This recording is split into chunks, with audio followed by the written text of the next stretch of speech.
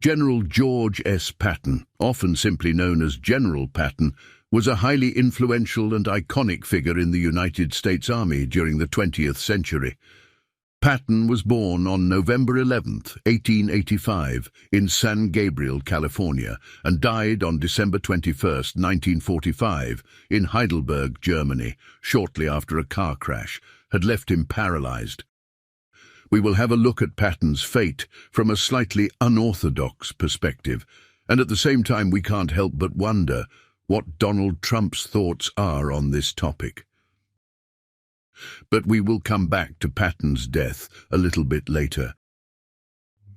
During World War II, General Patton led the American armored forces in North Africa, landed in Italy, and was one of the leaders in the liberation of Europe.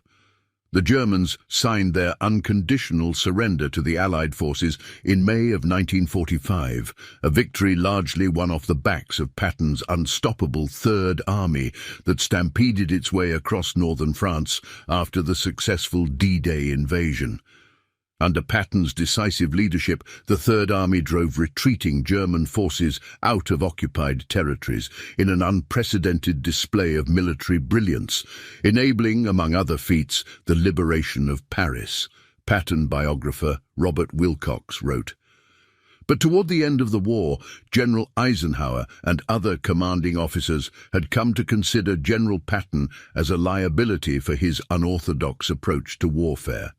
Patton had repeatedly defied authority, challenged orders, and loudly disagreed with the United States post-war foreign policy. General Patton was an outspoken critic of the Soviets, going against the United States foreign policy position that saw the Soviets as an ally and crucial to maintaining peace in Europe. Patton at one point told his peers, "We've kicked the hell out of one bastard, only to help establish a second one, more evil and more dedicated than the first."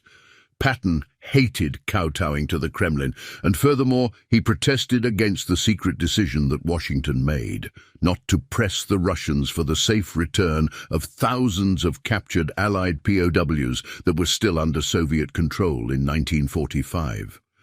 As a result, these abandoned POWs were either shot or spent the rest of their lives working in Soviet gulags.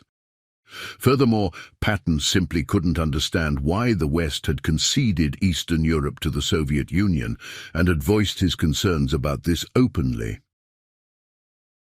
Biographer Douglas Wilcox wrote in his book called Target Patton that he believes that the plot to stop Patton could have easily evolved into an assassination order. Citing Eisenhower's political ambitions, Wilcox wrote, "The writing was on the wall. Now that victory in Europe was clearly in sight, Patton was no longer needed. His flamboyant style and unpredictability were becoming a liability that Eisenhower could not afford anymore."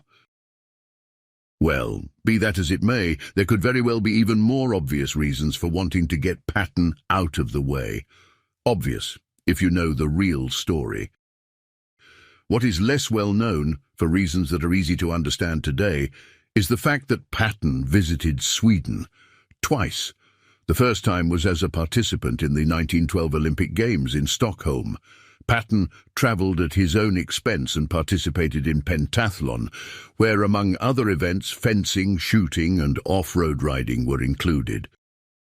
In the shooting event, something went wrong. Patton had thought that a military weapon should be used and chose a heavy-caliber .38 revolver, while most competitors used a .22 caliber. The issue was that Patton's heavier ammunition tore apart the center of the target, and the referees argued they couldn't judge whether or not all the shots had hit.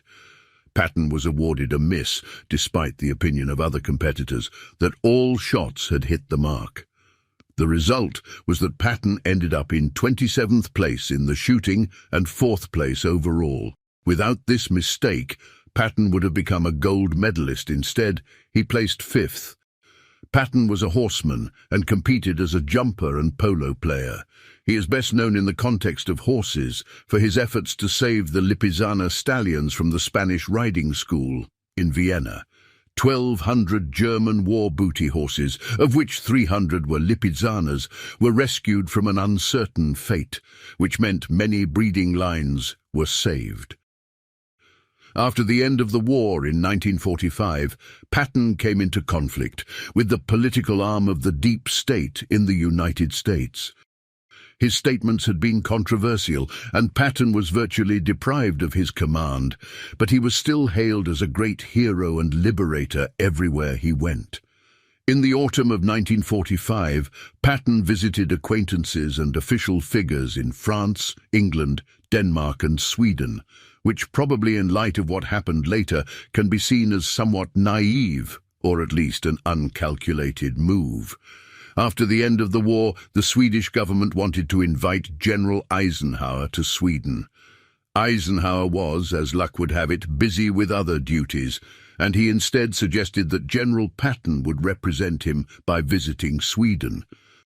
So, Patton was seen as problematic by Washington, but they wanted him to represent them in Sweden. Let's just say that Eisenhower knew about the Bosch affair. So in late November 1945, Patton visited Sweden.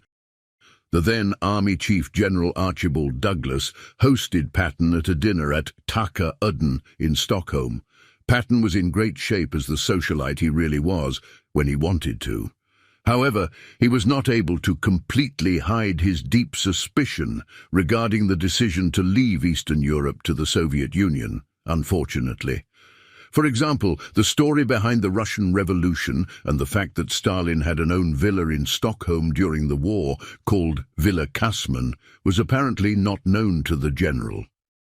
Patton had walked right into the wolf's den and hadn't realized it, at least not before it was too late. He is said to have visited the Swedish king, Gustav V, completely informally, and little did he know about the intrigues between the Swedish king and a man called Kurt Hajby, the royal governor Thorsten Nothin, and his connections to the Gestapo. Let's just say that the connection between the Swedish establishment and the Nazi movement in Germany would have been more apparent to him then. Patton also met the Swedish pentathlon team from 1912, and festivities had been arranged at Stålmastergarden. During the party, pistols were produced, and a re-shooting of the Olympic bout from 1912 was played out. Patton had the opportunity to significantly improve his result, and happily got to take the target home as a memory of the evening. On the morning of November 30th, 1945, an expectant crowd in the Hagedal terrain stood waiting for General Patton. The program included a one-day visit to Uppsala at Uppland's regiment. A realistic warlike exercise was to be held in Patton's honor. The preparations had taken several hours, and now both the commander and the troops were waiting for the general's arrival in Hagedalen. He arrived at the appointed time, accompanied by, among others, Prince Gustav Adolf and several senior military and civilian dignitaries. The exercises went well, and Patton showed a lively interest in what was going on as he followed in the front lines, and often consulted with both officers and privates. Finally, he gave an overview of the course of events for the assembled battalion inside Patton's Haga, a name later given to the location derived from this occasion. The journey was then directed to the castle, where he was greeted by Governor Hilding Kellman. The intention was to then continue to the cathedral, but when Patton came down from the hall to the courtyard, he suddenly said, "I do not want to go to that church, because it reminds me that I am going to die." Strange choice of words. Maybe Patton had started to realize where he actually was. Since Patton wouldn't go to the cathedral, the program had to be changed, and the thousands of Uppsala residents who waited in the drizzle in the surroundings of the cathedral had to turn home. After lunch at the officers' fair at Polakbacken, to which several Uppsala residents and some who participated in modern pentathlon during the Olympic Games in Stockholm were invited. At coffee time, some of them sat and conversed with Patton. The general gave an exhaustive and vivid description of his war experiences. He eventually got on with his task of conquering Prague at the end of the war and being ordered to stop at the border of Czechoslovakia because the Russians were supposed to get the credit for the conquest of Prague. Patton then spoke about his efforts to have the order revoked and about his failures to make them listen to reason. Finally, I sat down and cried over my superior's short-sightedness. Patton ended his story. He then assessed what the world had to expect as a result of all the misguided consideration of Stalin. Patton's views on the matter were quite harsh, which some years later would prove absolutely correct, above all concerning the splitting of Germany in an eerie way. Colonel Ola Norman would 20 years later be quoted in the book My Uppsala, saying, "For my part, I have never before or since heard anyone who has been so prophesied in major political matters as this American general." Patton basically predicted the Cold War. Take a wild guess whether that would have been a popular thing to say within the best-kept secret of the deep state, Sweden. The military attaché that was Patton's escort during his visit to Sweden was called Thord Bond. Thord Bond was the son of Count Carl Bond, who had also competed in the Olympics in 1912, so Patton was probably quite familiar with him, and perhaps even relaxed in his company. Carl Bond hosted General Patton at his Horningsholms castle for dinner on what would be the last night in Sweden for Patton. At the same time as Patton was a guest at Carl Bond's Horningsholm castle, the documents from Operation Stella Polaris were being kept hidden in that same castle. The deep state was by Patton's side every step of the way. Patton's visit to Sweden was no coincidence. The whole point had probably been to feel him out, meaning to find out how much he knew or how much he had managed to piece together and decide if they needed to do anything about it. So, after Patton's visit to Sweden, what could possibly go wrong? About a week later, back in Germany, Patton's Chief of Staff General Hobart Gay suggested they go for a hunting trip. They left the next day in Patton's Cadillac. In the driver's seat was 19-year-old Private First Class Horace Woodring. They were accompanied by Sergeant Joe Scroose, who was leading them in an open-air jeep that carried rifles, supplies, and a hunting dog. The drive began without incident. The weather was cold, but visibility was clear, and the road was virtually uninhabited of any and all traffic. Sitting in the back seat, Patton was surveying the war-torn landscape littered by derelict vehicles and remarked, "How awful war is! Think of the waste!" Woodring stopped at a railroad track to allow for the passing train and noticed off in the distance a standard-issue GMC Army truck that was pulled over on the shoulder of the road. Just as Woodring started back up, the 2.5-ton truck with a canvas-covered flatbed pulled away from the curb and began slowly advancing in their direction. Woodring thought nothing of it. Suddenly, as the two vehicles were about the pass, the truck driver inexplicably took a vicious, hard left turn right in front of Patton's Cadillac. "I had no opportunity to avoid him whatsoever," said Horace Woodring in a 1986 interview, and the two vehicles crashed in relative slow motion, going 20 miles per hour. General Patton ricocheted onto General Gay's lap, where he laid momentarily unconscious and bleeding from a massive head wound that extended from the bridge of his nose up toward the middle of his scalp. When Patton opened his eyes, he told Gay, "I'm having trouble breathing, Hap. Work my fingers for me." As Gay moved Patton's fingers, it became clear that he had no feeling in them. Patton continued his plea, "Go ahead, Hap. Work my fingers." Patton was paralyzed.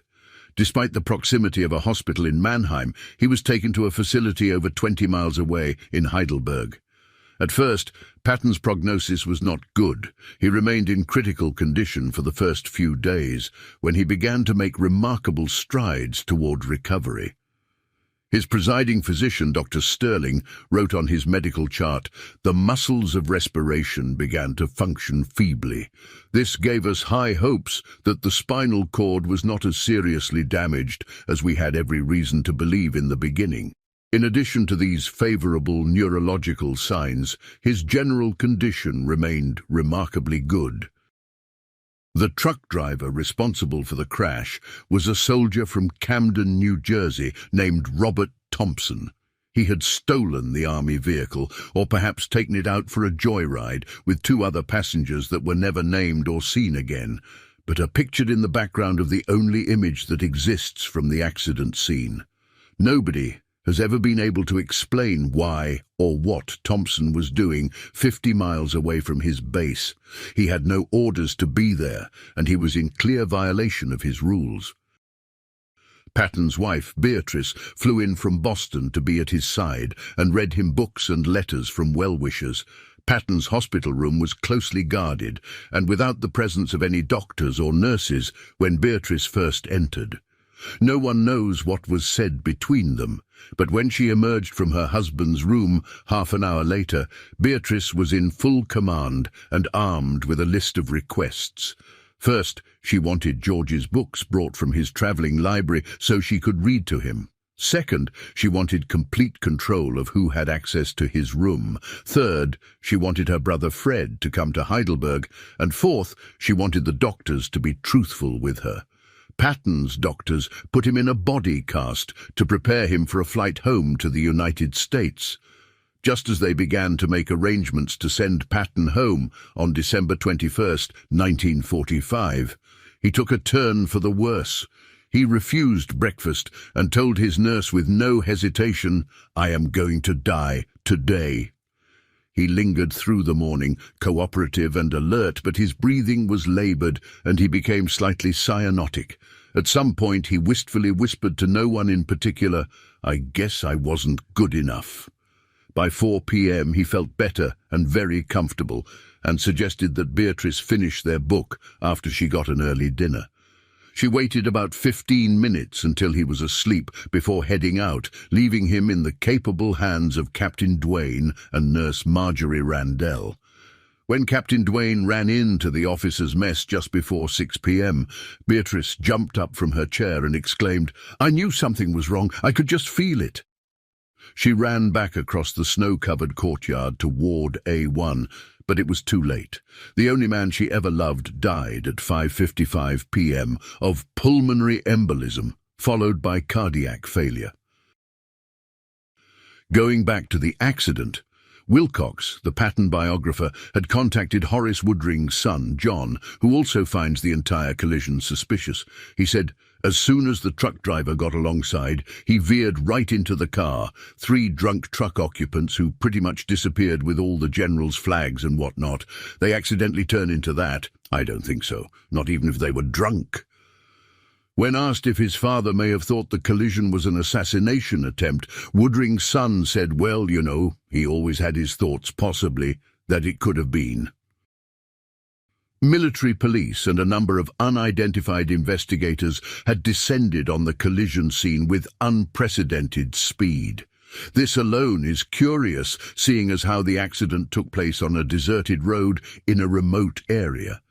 The collision was said to have occurred around 11:45 a.m. Patton was in an ambulance by 12:20, which begs the questions, how were responding officers able to arrive so quickly?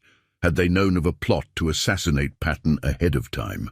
Were they just standing by waiting for it to happen? Inexplicably, Robert Thompson, the truck driver, was quickly whisked away by the Army's Criminal Investigation Division, CID. Wilcox learned of this revelation from Thompson's lawyer, who said, "The CID got him out of Germany that night. They flew him to England. He was incommunicado for a couple of days. If true, the move was unusual. Why would Thompson need to be taken to an undisclosed location in England when there were American forts nearby in Frankfurt and Nuremberg? What was he doing there? Like most details in this case, there is no record of Thompson's 4-day trip to the UK. In fact, there is not even a mention of General Patton in Thompson's military file at all. Many of these outstanding questions might easily be answered if reports from the scene and subsequent investigations hadn't mysteriously vanished. The fact that an official accident report and all other records pertaining to the death of one of America's most decorated war heroes is missing seems more than suspicious. It's unfathomable, especially when considering the exacting measures to which the military approaches documentation. In 1979, a former member of World War II's elite Black Ops team known as Jedburghs made the astonishing allegation that he was hired as a hitman to kill Patton. Douglas Bazata claimed that it was an order given to him by General Wild Bill Donovan, the chief of the Office of Strategic Services, an intelligence organization that was the precursor to the CIA, the OSS. Remember who was the chief of the OSS in Switzerland at the time? Alan Dulles. Wonder if he knew General Donovan. While serving as a Jedburgh, Bazata was an expert marksman and hired assassin who completed many covert operations that involved him dangerously parachuting into enemy lines to help organize the resistance in France. On the CIA's webpage dedicated to the Jedburghs, it lists their motto as "Surprise, Kill and Vanish," which eerily rings true in Bazata's mission to stop Patton. Bazata said that the car accident was just a ruse for him to shoot the general with a silent projectile that he said would cause the equivalent of a whiplash, suffered at a speed of 80 or 100 miles an hour. He explained that he hid behind derelict equipment cast away on the side of the road, waiting for Patton's car to drive by. Furthermore, he said that this special-made weapon was fashioned in a foreign country whose identity he never knew. Instead of bullets, the device launched rocks that could easily look like debris in the aftermath and create damage that didn't look like bullet wounds. Perhaps this explains why Patton's injuries were so severe in comparison to the other passengers who walked away from the accident with just a few scrapes. Experts were always confounded by how the general broke his neck in whiplash, going 20 miles per hour. Well, seeing as Wild Bill Donovan was already dead in 1979, and this drew attention away from the usual suspects, this revelation might have stopped people from looking further into this matter. They give you enough for closure, but never seem to get caught, and nobody behind the scenes ever goes to jail. It just seems all too familiar. Towards the end of his career, Bazata worked as an aide to the Navy Secretary during the Reagan administration, was a member of the 9/11 Commission, and worked on Senator McCain's 2008 presidential campaign. Either Bazata was a decoy and got a wonderful career as thanks, or he was playing double in a much longer strategic plan. In 2014, the host of CBS This Morning, Bill O'Reilly, said, "We call for a reopening of the investigation by the Justice Department today. I want to know who killed this hero, and I certainly do not believe it was an accident. Patton, 1 minute, was joking with the nurses and drinking cognac in his bed, and then all of a sudden, the next day, boom, he was dead."